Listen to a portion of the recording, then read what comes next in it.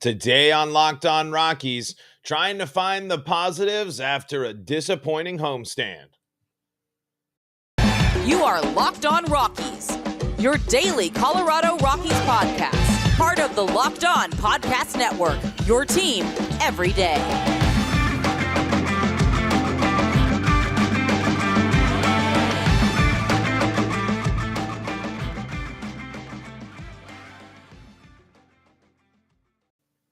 Rock on Rockies fans, welcome into the Locked On Rockies podcast for today, the 23rd day of May in the year 2022. I'm your Rockies fan extraordinaire, Paul Holden, bringing you your daily Colorado Rockies talk right here on the Locked On Podcast Network, your team every day. I appreciate you making Locked On Rockies your first listen every day. We're bringing you all sorts of great Colorado Rockies goodness from this old noodle of mine, talking to you in the live chat as well. If you subscribe on Locked On Rockies, you can be part of the show by being part of the live chat, asking your Rockies questions live.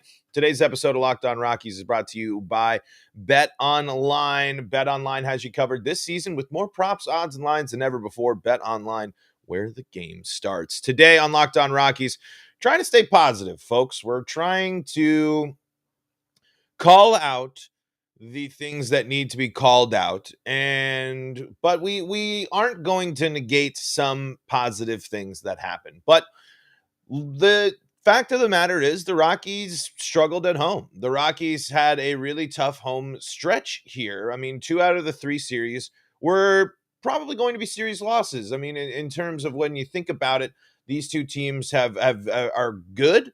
They can play well on the road, and they've played well historically against the Rockies. Luckily, one nice thing is, though it took multiple games in the series to get there, the Rockies did snap the losing streak to the San Francisco Giants. You can at least take solace in starting that over, getting that kind of thing off your back. Maybe you can start the winning streak against the Giants now. However, the big theme, there's two things. The two big disappointing things that we've talked honestly a bunch about, but the conversation has to continue because we can't ignore these things. The Rockies have to play better defense. Enough of this. Enough. This team is better there's too many good defenders on this team. The Rockies are historically way better on defense. This team is sinking themselves with bonehead, miserable defensive plays. This is not Rockies baseball. When you're to be frustrated, if you've been following the team, but for a while, if you've been following Rockies baseball, the defense being this bad is unacceptable. This is a team that has set a standard for elite defense. And yes, we don't have the players doing that, but there needs to be a change made. Ryan McMahon finally making some big plays, but Austin Gomber gets hosed again by poor Rockies defense. And that is unacceptable, especially at home, especially when your pitcher's out there dealing against an elite team and your offense had opportunities to score and get in there. You cannot be kicking the ball around, throwing the ball 10 feet over people's heads, running into each other to turn double plays. Enough. The Rockies need to be out there getting extra defensive reps or whatever professional baseball players need to do to get their defensive mindsets right, because this is ridiculous. The Rockies are losing games because of their inability to play basic defense, and that is not Rockies baseball. It's far from it. The Rockies can be criticized for a multitude of things, but at least for the past, it seems like decade. Honestly, seems like forever. The Rockies have played stellar defense, and they have good defenders. Every single person in the Rockies infield that is a starter has a history of great defense, and that includes Jose Iglesias, who needs to figure it out. Enough. I know he struggled, but you cannot be throwing around opportunities like this. Every game counts for the Rockies from here on out. The fact that now that they have evaporated and lost their early season momentum, you cannot give teams any extra opportunity. What happened when the Mets were given an extra opportunity? They scored immediately. Enough. I don't know. That's defense is a weird one because that's always been a strength for the Rockies. Yes, we don't have Nolan Arenado and Trevor Story and DJ LeMahieu, but I mean, Ryan McMahon is supposed to be a Gold Glover. Ryan McMahon is supposed to be the next Nolan Arenado in terms of defense. He's shown that. We can't have Brendan Rodgers, who's making some good play, who's made some incredible defensive plays, running into people on double plays. When you're leading the league on double plays, when your communication is that bad, when you're booting and kicking the ball around in the outfield, how are you going to beat the Mets? How are you going to beat the Giants? You don't beat those teams when you give them extra opportunities. And that's exactly what happened yesterday. How many wasted starts have we seen this year from Rockies pitching? Kyle Freeland at the top of that list, impacted by bonehead, miserable defense. When that is a major takeaway from this struggle stretch for the Rockies is the defense. This is so weird. It's so bizarre. There's no real explanation for it other than a mental lapse, a focus shift, or something. I don't know. I was a terrible defender in baseball. I really can't sit here and give anyone any sort of fundamentals. They made me DH in high school. I was so bad at defense. It's just, that's the stuff. Hitting and struggling to hit against good pitching, especially when offense is down, you can look deeper into that. Pitching, the struggles of the pitchers to missing bats and a bullpen we knew was already shaky. Yes, we knew that. But the one thing that we were super duper confident going into this season was defensive play from certain members of this team. And that has been an incredible disappointment. Now, there's plenty of time to get better. The Rockies will get better. We've potentially seen, they are getting healthier with some stuff. But man, to be this late into the season, to have more and more examples, more and more errors pop up for the Rockies, it's embarrassing. An error in the game yesterday against the Mets, a costly error in yesterday's game against the Mets. God, go back to the schedule. Go back to the. An error in the second game against the Mets.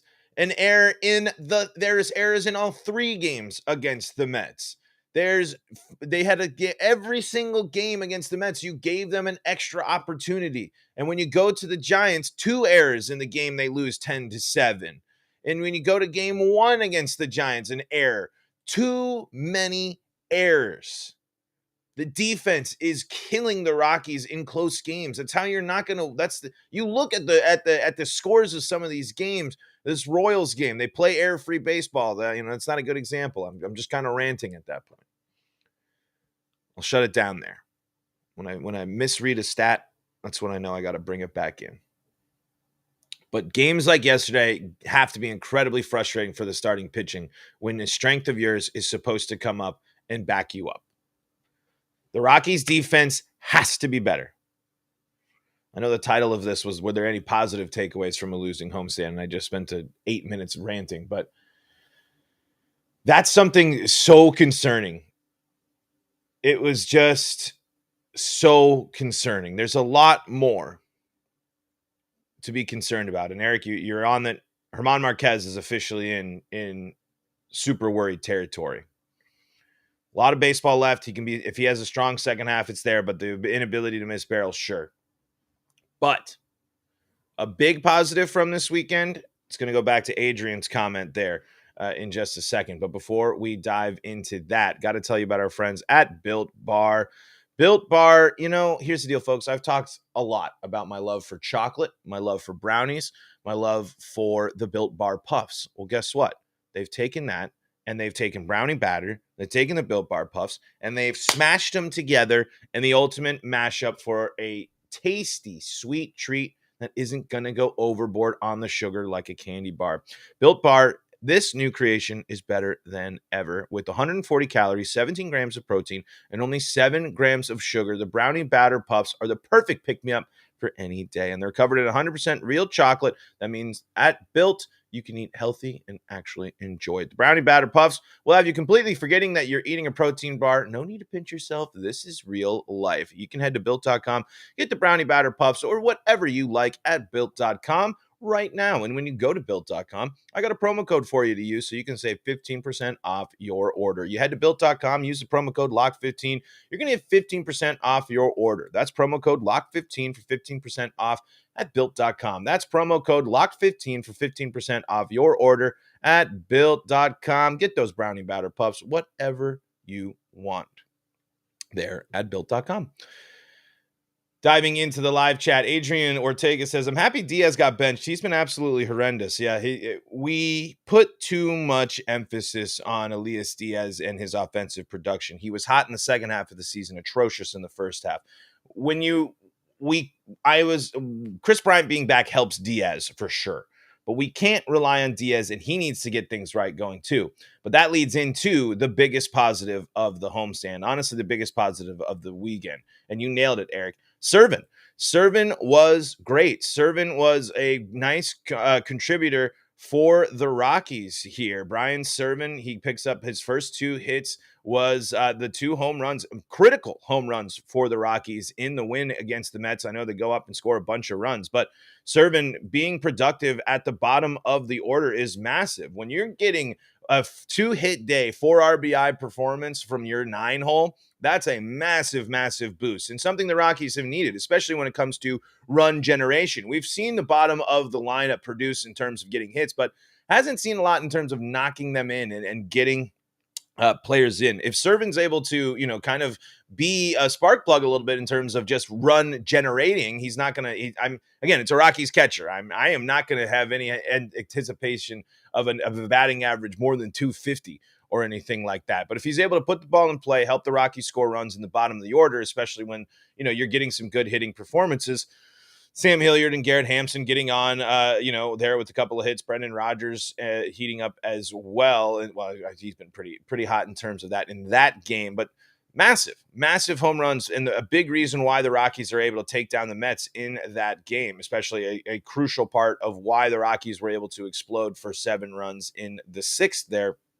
When they desperately needed it. But Servin, also caught some well games. I didn't see him make. He also in that game has a nice throw out down at second base there with the So what better way to for a nice weekend? Pick a couple of home runs, a nice hit as well, and your first caught stealing as well. So a really, really nice weekend for Brian Servin. Curious to see what he's going to do going forward, because yes. Adrian, you mentioned it. The Rockies desperately need production from the catcher position. Diaz was supposed to be the one to do that, and with his struggles this year, Servin's going to provide some more offense. That is going to be crucial, especially as this team heads on the road.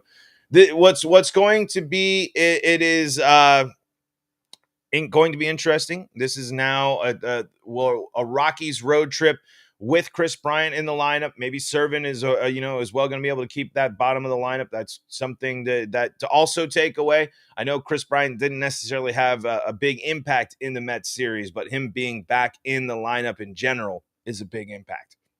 It's a big deal that Chris Bryant is just back, and he's striking out a lot and not playing all 3 games. Yeah, there's a lot of things to kind of keep in the back of your mind, but it's coming back off of an extended 3-week injured stint. Chris Bryant being back in the lineup is just good news for the Rockies. And once he can get back into rhythm, back into form, hopefully that means the Rockies can get back into rhythm and back into form, because I believe the Rockies are well below 500 without Chris Bryant in the lineup, and I think like 3 or 4 games above 500, and maybe a little less now with Chris Bryant in the lineup, because they lost the 2 games he was in the lineup and won the 1 game he was not. Eric says, are you guys happy with Iglesias as our shortstop? No, not really. I mean, to be totally honest, as Adrian points out, we've seen elite shortstop play for a long, long time. And Jose Iglesias, yes, the improvement's been there on offense, but like I said in the first segment, the defensive struggles of the Rockies are unacceptable. It's not how this team works. It's not how this team should be known for better baseball. You can't lead the league in double plays and lead the league in errors. I think the Rockies are like second or something, at least maybe in the National League. Iglesias is fine. There's a plan there, and you have prospects coming. It makes kind of the most sense. But in reality, Iglesias is a player that needs to be better on defense. And unfortunately, when he came in to this season, being bad on defense was already a big worry of his, someone who's decreased on defense. So for now, it's fine enough, but it's something that I want the Rockies to. It's not a big long-term plan. He's just the Rockies just aren't making plays that you're used to seeing the Rockies make, and that kind of goes for a lot of players. However, I think Brendan Rodgers showed that his ability is to play defense on second base on some of these. He had some tough breaks as well, but he also was able to really knock down some balls and make some good plays there and take some hot shots. I really do. I know Ryan McMahon's going to be better. I think Ryan McMahon, as we saw, is going to be better on defense too. Another positive to take away from this homestand. Although we did see Ryan McMahon commit errors, we did see Ryan McMahon make a nice bare hand play in the dirt, tough one, make it to first. It's crazy, but Adrian puts in a good choice, a good comment as well here. A positive takeaway: the bullpen comes in for a bullpen game and they win, and they pitch pretty darn well. You know that's something that is pretty awesome. That when this is the line of the people you trot out into a ball game and you end up winning 11-3. That's a good sign. Ty Block, Godot, Lawrence, Stevenson, Colome, Gilbreth. I mean, that's a lot of bullpen reliance for the Rockies.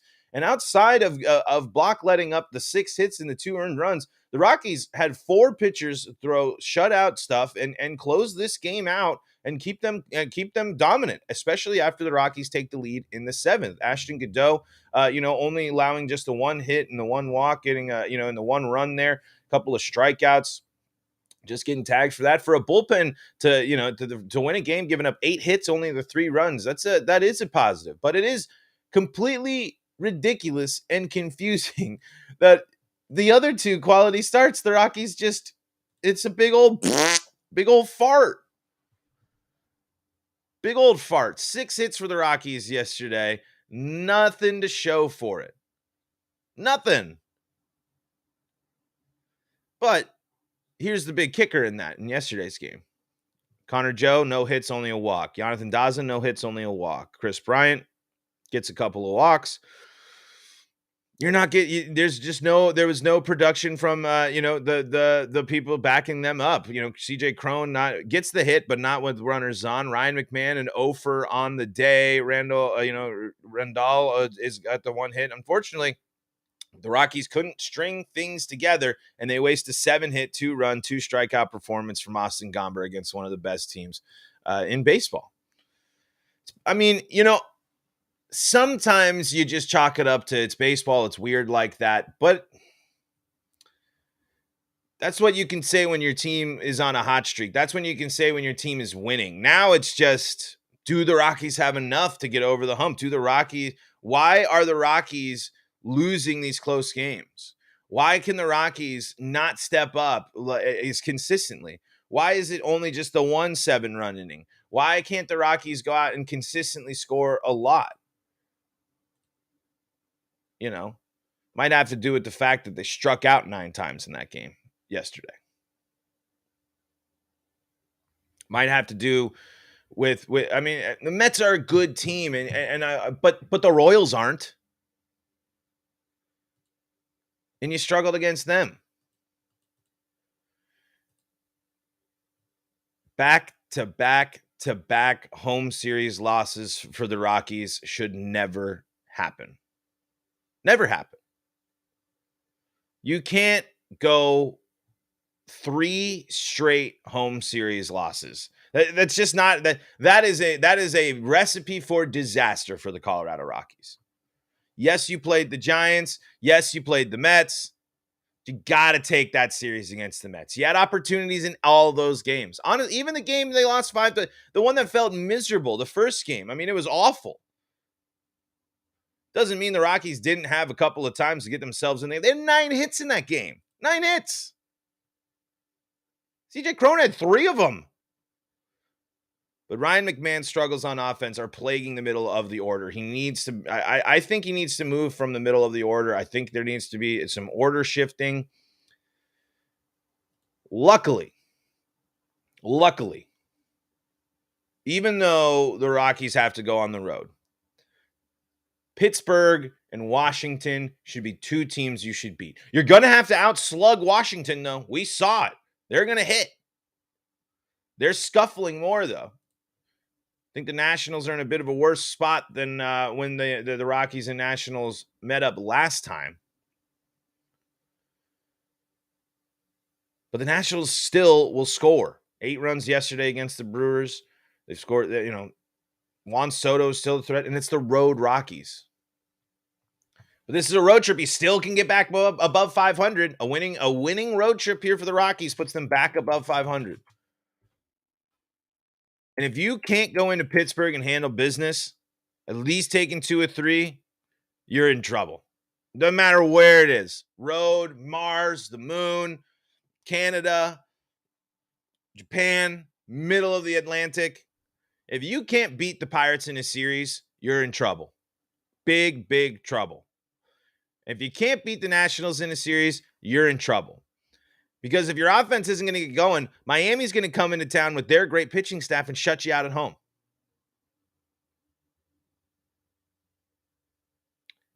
You can fix things. You can get things slowly back on track. A series win for the Rockies puts them 1 game below 500 if they take 2 out of 3. A sweep on the road, I'm never going to count on that. Puts you at 500 heading to Washington. When you play Pittsburgh, Washington, Miami, 2 out of those 3 series need to be wins. Doesn't matter if they're at the home, they're away. Good teams will beat those teams. And you know the Rockies struggle against Miami. And Miami's got great pitching. Something that has dominated the Rockies this year. Let's take a look at the matchup tonight and what's ahead for the Rockies as they take, being on the Pacific Coast, Rockies play early, 3:00 start times for me, 4:00 Mountain Time starts here, folks. We got early baseball all to start this week off here. 4:35 Mountain Time, first pitch today. The 19 and 21 Colorado Rockies head to the beautiful ballpark in Pittsburgh, a place I've seen the ballpark in Pittsburgh. I haven't yet to watch a game there, but boy, howdy, that's a beautiful ballpark. Pirates might not have played beautiful baseball for a long time, but that is a park that deserves to be enjoyed and cherished. But Adrian Ortega in the chat says, if we lose to Pittsburgh, I'm going to lose it. They can't hit to save their lives. They only scored yesterday when Yadier Molina was pitching. Yeah, the Pirates got crushed by St. Louis in their most recent series, and former Pirate is looking for a little revenge tonight as Chad Kuhl takes on JT Brubaker tonight here against the Rockies. The Pittsburgh Pirates lineup: Ben Gamble, Brian Hayes, Brian Reynolds, Daniel Vogelbach, Yoshi Tsutsuko, Michael Chavez, Rodolfo Castro, Jack Swinski, and Tyler Heineman. At least according to this lineup on the SB Nation for the Bucks. Servant is not playing tonight. Elias Diaz will be catching. Connor Joe, Charlie Blackmon, Chris Bryant, CJ Crone, Ryan McMahon, Brendan Rodgers, Jonathan Daza, Jose Iglesias, the lineup there. Lineups should be out, so I'm going to go ahead and assume that those are pretty close. But again, if you want the Rockies to go out and, dominate, this is the series to do it. How many ballparks have I visited, Eric? That's a good question. I want to say I'm in the 8 to 10 range. I've been to St. Louis, Kansas City, Colorado, Boston, both Chicago stadiums, Seattle. I've been anywhere else. Oh, yeah, I went to Cleveland. I've been to a ball game in Cleveland. I went to, I'm trying to think, anywhere else. Anything in Florida? Nope. Never been to anything in Florida. Any California stadiums? Nope. 8. Oh, no, 9. Been a Great American. Ballpark.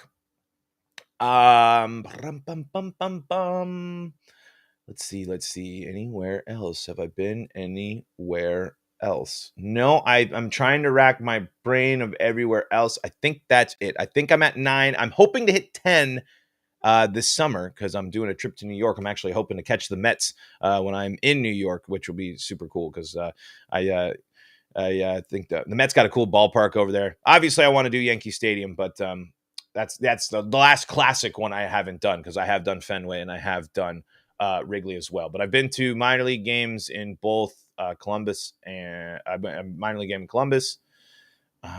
Anywhere else? Any other ballparks? I don't think so.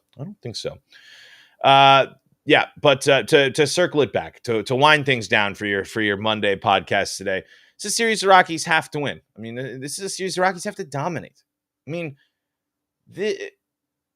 what better way to wash out that taste than to go out and sweep a road series? I mean, you sweep the series, you're above 500, or you're at 500. The Pirates are a sweepable team. The Pirates again are Adrian. You point out they're a team that can't hit. They're a team that doesn't score a lot of runs. I said they got crushed by the Cardinals, but it was relatively close. But double back-to-back strikeouts from the Cubs, not strikeouts, shutouts when the Pirates played the Cubs in the series before the Cardinals. The Pirates, though, they definitely have at least put up some runs. So we'll see, and it's a Rockies series. We'll figure out what happens there. But this is, I don't know. Again, I hate using must win now, but this is a road trip to save the season. I mean, it's not going to get any easier going on the road than Pittsburgh and Washington going back to a home series against the NL East. Those are things you're good against the NL East. These are teams you can beat on the road. Those are the ways to get back on track. We're trying to get back on track. But you're right, Eric. High fives all around today. That's going to do it for today's episode of Locked On Rockies. Make sure that you are subscribed to the YouTube channel so you can be in the live chat just like Eric and Adrian are and get your questions answered live when we record. You can follow the show at LO Rockies as well. Now that you made Locked On Rockies your first listen of the day, I got a whole list of places for your second listen. You can check out the Locked On Now podcast to stay up to date with all things in the world of sports with your favorite Locked On hosts. And the Locked On MLB podcast is the number one spot for baseball past, present, and future with the Walking Baseball Encyclopedia, Sully. You can also check out the Locked On Broncos, Locked On Avalanche, and Locked On Nuggets podcast so you can stay up to date with all things Colorado sports. Folks, until next time, I'm Paul Holden saying so